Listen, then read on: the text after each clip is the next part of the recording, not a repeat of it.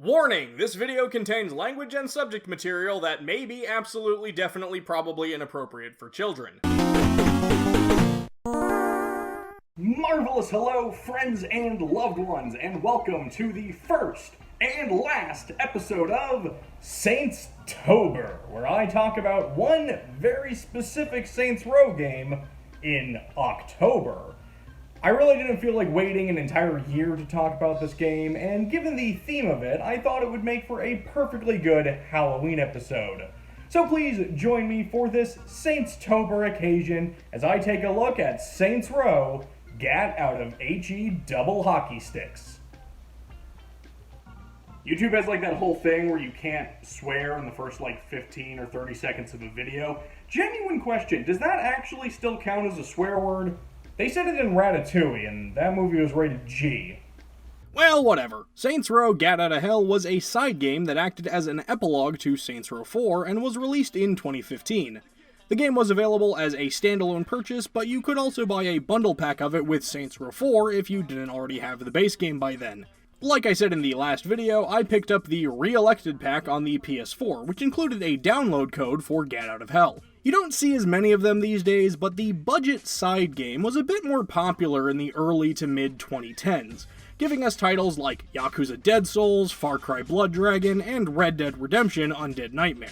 Unfortunately for Saints Row, they'd already done Wacky-Tron Cyberworld and zombies by this point, so they decided to go into the religious side of things and focus on a good old-fashioned Judeo-Christian setting. The game opens up sometime after the end of Saints Row 4, where it's Kinsey's birthday party, and there's cake and presents, and apparently Keith David wasn't invited. A small touch that I really enjoy is that if you have saved data for Saints Row 4, the game does have your version of Playa in these cutscenes. What little of them there are. During the party, Matt Miller dug an old Ouija board out of Zignac's storage room, but unfortunately it turned out to belong to Aleister Crowley. So it sucks Playa into hell after saying that they are destined to marry Satan's daughter, Jezebel.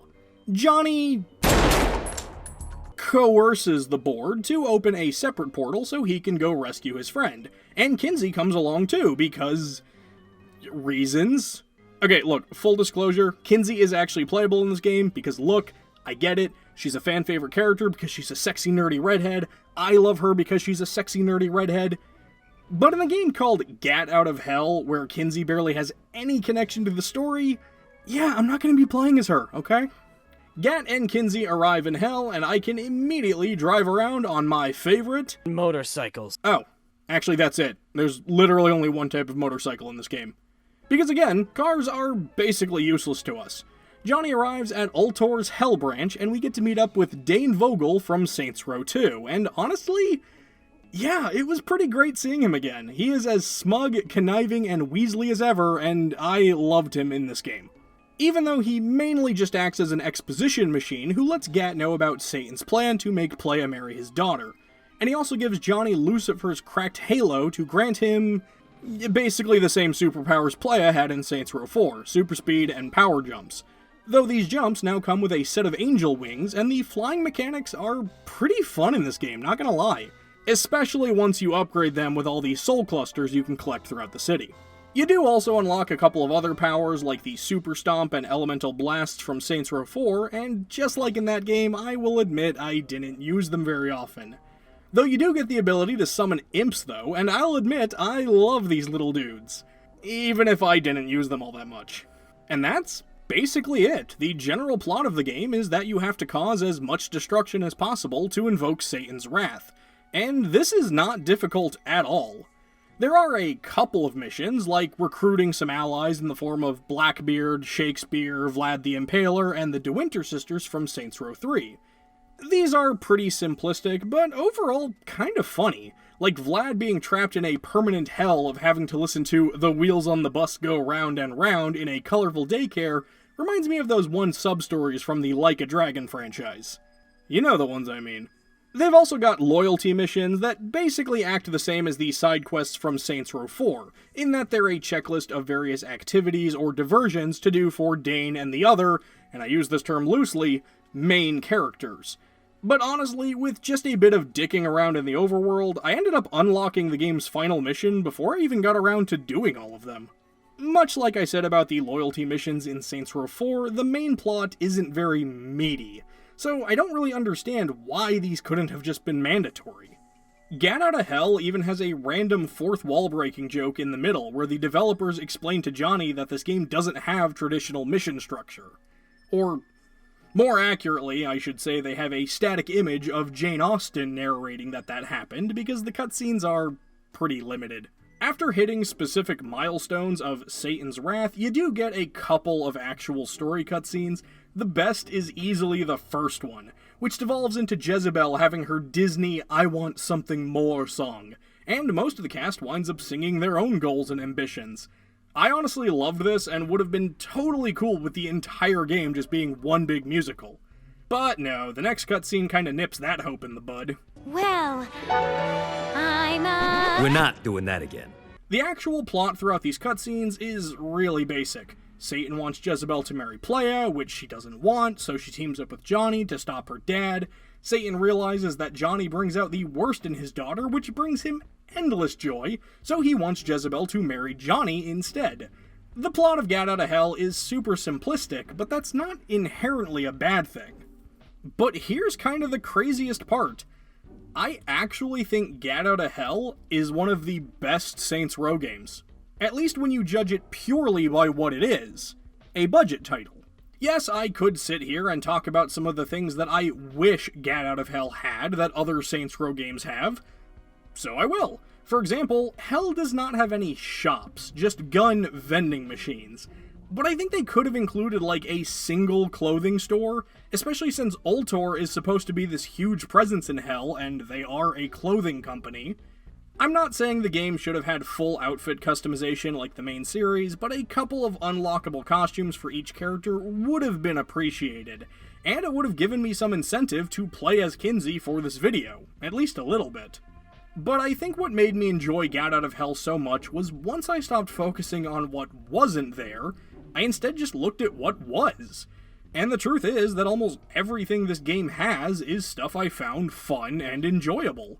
Most of the other games, even Saints Row 2, the high point of the series, had missions or side content that had me going, I don't want to do this. But I never really had that moment with Gat Outta Hell. There are only a handful of activities, but most of them are ones that I liked. Hellblazing is a pretty satisfying flying time trial, Mayhem is always fun, and back to basics here, which I actually appreciated after all the different variations of it in Saints Row 4.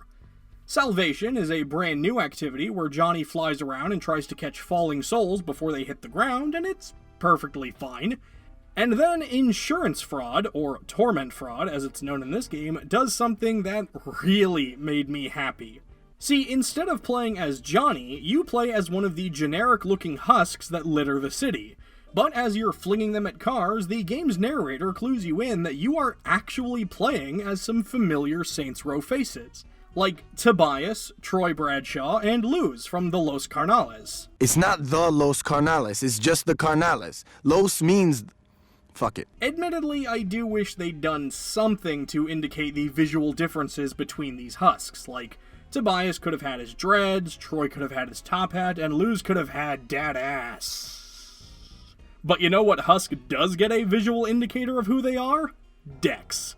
That's right, after his canonical death in the unreleased Saints Row spin-off Money Shot, Dex is in hell, and tracking him down and killing him over and over again is one of the activities in this game, and I've gotta say, it feels really satisfying to finally get closure after Saints Row 2 left things so open with him. Now, before I get to the game's ending, there is one series of quests in this game that I really want to highlight.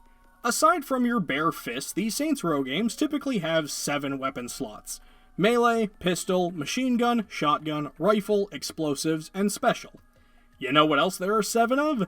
Deadly Sins. And in a game taking place in hell, what better place to try and work those in? I know the 7 deadly sins are kind of a cliche by now, but I'll admit I am a sucker for them as a theme. I loved how the palaces and bosses of Persona 5 made an effort to follow them, and then there's a really funny point-and-click adventure game called 4 Last Things, where you try and commit all 7 of them so the church will forgive your sins. That has nothing to do with Gat Out of Hell, it's just a funny game, and I recommend it. So yeah, Gat Out of Hell fills one of each of your weapon slots with a special deadly sin weapon that you can unlock, and each of these weapons have unique side effects that make them better than most normal weapons. What's pretty cool is that usually the unlock method for these weapons ties into the sin that the weapon represents. So I'd like to go over them all because, like I said, I just think they're really cool. So the melee weapon is Uriel's Edge, which represents envy. You unlock this by clearing all of the marshalling ground events to take control of parts of hell. And it's a big flaming sword. Perfectly fine and pretty cool looking, but it's hardly the most exciting, I guess, and wish I had a better joke to end this bit on. Other YouTubers would have had a better joke. Guess that's why they all have more subscribers than I do.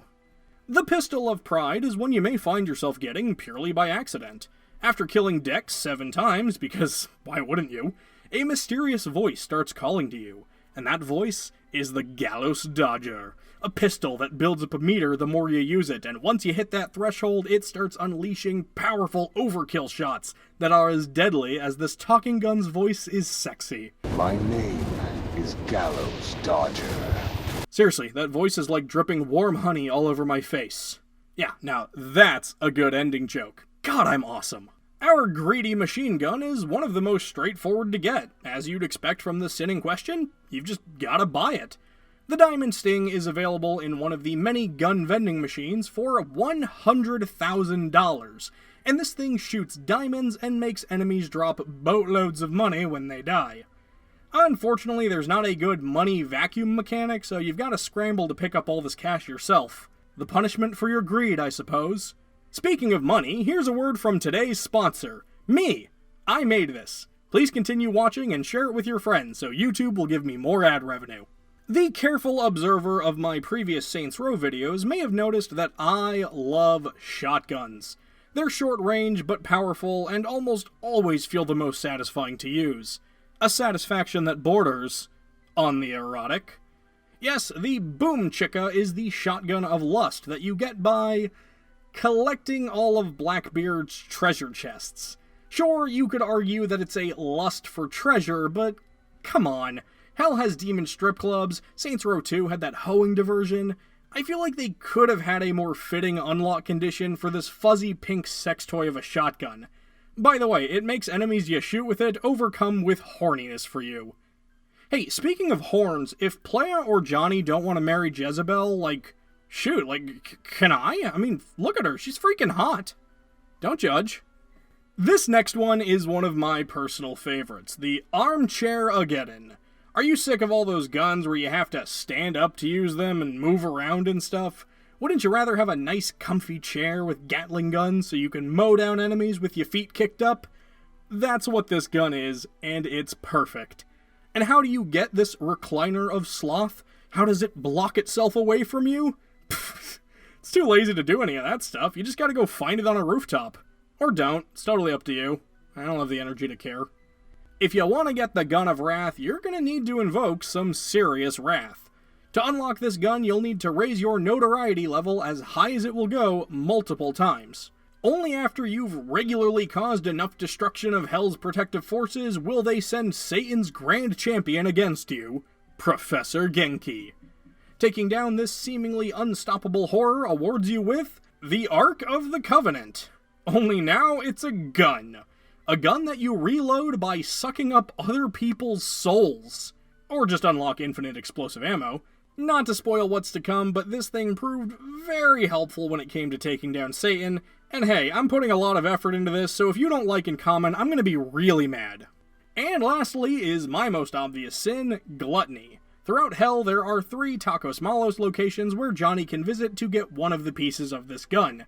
Even though what we both really want is a taco. Can I still get a taco? You don't want the fucking taco? Now get out of here. Admittedly, I didn't use the Last Supper very much. It's more for crowd control, as anyone you spray with the goopy pink frosting will become targeted by other enemies who are overcome by their appetites.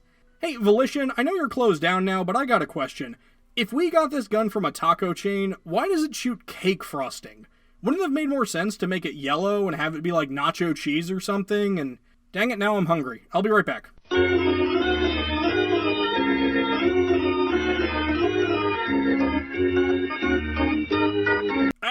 Alright, and that's all 7 of the Deadly Sins weapons. Honestly, I think collecting these things is one of the best diversions in the game, and even though they're all totally optional, I recommend doing it if you play through this title. And speaking of this game, I'm about to discuss the ending of it, so if you don't want spoiled on the ending, or should I say endings of Get Out of Hell, skip to this timecode. Oh yeah, and do yourself a favor, create a specific save file before you go tackle the final mission. Trust me. Come on, we basically know where this story is going, right? Satan still has Playa and wants Johnny to marry Jezebel, and we're going there to do a stop it. Hey, Satan. There's a boss battle against Satan that's mostly fine, but I'll be coming back to this in a moment. Playa, Kinsey, and Jezebel make it out of hell and back onto the spaceship, while Johnny gets called upon by God himself, Nathan Fillion. To thank Johnny for stopping Satan, he grants us one of 5 possible wishes. That's right, Get Out of Hell has 5 different endings, and if you want to see all of them, that means you have to fight Satan 5 times. Fortunately, this is really easy to do. Invest some clusters into your concrete blast power and max out the Ark of the Covenant, and you can literally kill Satan in 4 hits. That's what I did, and it feels great, and lets you see any of the endings a lot faster. Helpful tips from Mr. Me John That Guy That I Is. Alright, so 2 of the most basic endings are Johnny choosing between heaven and hell. In the heaven ending, he gets a chance to reunite with Aisha, and for how short and simple these endings are, I can't lie, it was pretty nice seeing them together again. Choosing the hell ending lets Johnny take over as ruler of the underworld, and he just chats with Dane that he doesn't really miss his friends, because he knows they'll all be down here soon enough. And then in one ending, Johnny asks for the answers to all the questions in the universe, and then goes, "Oh." It's dumb, don't pick this ending. The last 2, though, are actually pretty interesting. In one of the endings, Johnny wishes for the Saints to find a new homeworld to rebuild civilization. Kinsey finds a planet with a livable atmosphere and fresh water and stuff, but it's currently ruled by 3 warring alien tribes. What's interesting about this ending is that it feels like it was meant to be the setup for the Saints Row 5 that never came to be. The 3 alien tribes presumably would have been similar to the 3 different gangs from the earlier titles, and I think it would have been pretty fun to have an adventure where we're the invading aliens in kind of a spin on 4's formula. Oh well, at least we've got this. And then the last ending is perhaps the most interesting. See, Johnny wishes for God to reset all of reality and create a whole new timeline.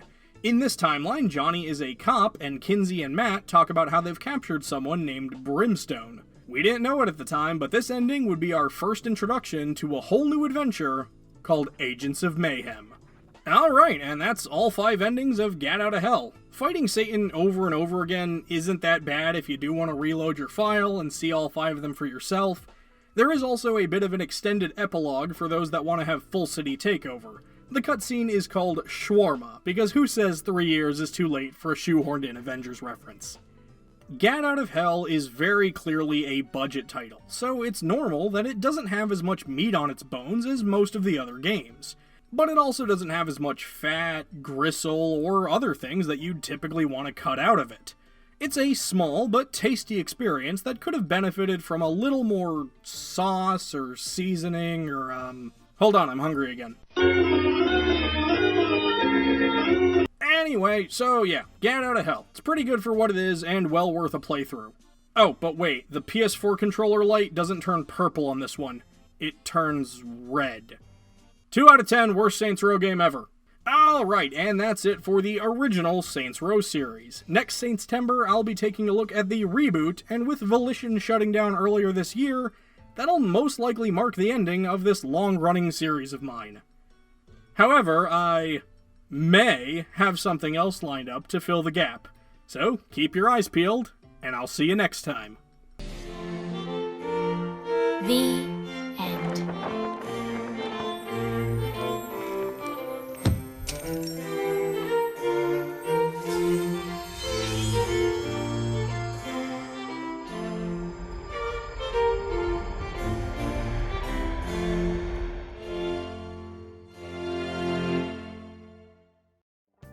Hey everyone, thanks for watching my video. If you liked it, be sure to click like, but if you really liked it, don't forget to subscribe so you don't miss out on any future videos. Extra special thanks to all my friends and loved ones over on Patreon, which you can pledge to today to see your own name in these ending credits. Thanks again for watching, and until next time, take care.